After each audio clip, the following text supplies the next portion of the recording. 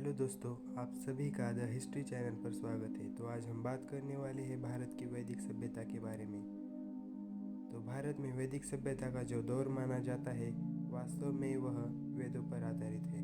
और जिस काल में वेदों की रचना हुई या वेदों से जुड़ी जानकारियाँ प्राप्त हुई, उस संपूर्ण काल को वैदिक काल के रूप में जाना जाता है। वैदिक रचना चार प्रकार से हुई। चार वेद थे: ऋग्वेद, सामवेद, यजुर्वेद और अथर्ववेद। जिस काल की जानकारी ऋग्वेद से मिलती है उसे ऋग्वैदिक काल या पूर्व वैदिक काल कहा जाता है। और जिस काल की जानकारी अन्य तीन कालों से अर्थात सामवेद, यजुर्वेद और अथर्ववेद से प्राप्त हुई है उसे उत्तर वैदिक काल कहा जाता है। वैदिक सभ्यता का निर्माण आर्यों ने किया था। आर्य कहाँ से आए थे, इसके बारे में जानते हैं। मैक्स मूलर के अनुसार आर्य मध्य एशिया से आए थे। डॉक्टर संपूर्णानंद के अनुसार आर्य यूरेशिया से आए। और बाल गंगाधर तिलक के अनुसार आर्य आर्किटिक से आए। दयानंद सरस्वती के अनुसार आर्य तिब्बत क्षेत्र से आए थे। सबसे पहला और प्राचीन वेद ऋग्वेद को कहा जाता है। सामवेद संगीत का वेद। सर्वप्रथम स्वरों का प्रयोग सामवेद में किया गया था।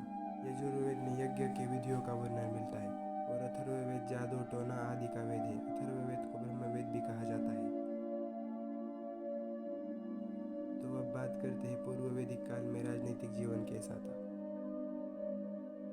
पूर्व वैदिक काल का जीवन कबीलाई जीवन था, जिसे जन कहा जाता था।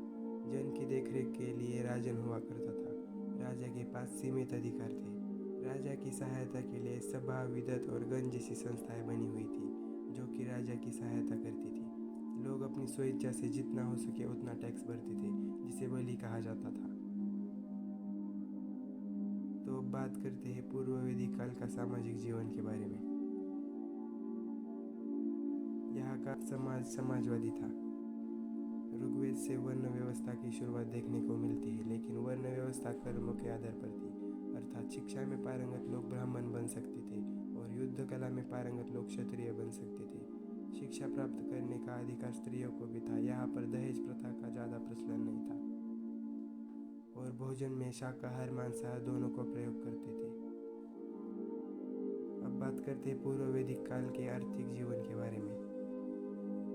आर्थिक व्यवस्था का मुख्य आधार पशुपालन था। गाय का सर्वाधिक महत्व था। घोड़े का प्रयोग करते थे। पूर्व वैदिक काल में भूमियों के लिए लड़ाइयाँ नहीं होती थी, क्योंकि मुख्य आधार पशुपालन था, तो ज़्यादातर लड़ाइयाँ गायों के लिए होती थी। खेती उस समय करते थे, लेकिन खेती उतनी व्यापक नहीं थी। उत्तर वैदिक काल का राजनीतिक जीवन। राजाओं का महत्व बढ़ गया और राजा का पद वंशानुगत हो गया। राजा के अधिकार बढ़ने से समिति, सभा और विद्युत का महत्व गिरने लगा। कर व्यवस्था का विस्तार हुआ। अब नियमित टैक्स लागू कर दिया गया।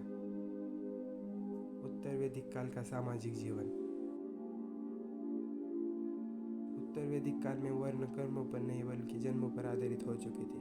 स्त्री की स्थिति में गिरावट आई, जिससे समिति में भाग लेने की अनुमति नहीं। उत्तर वैदिक काल का आर्थिक जीवन।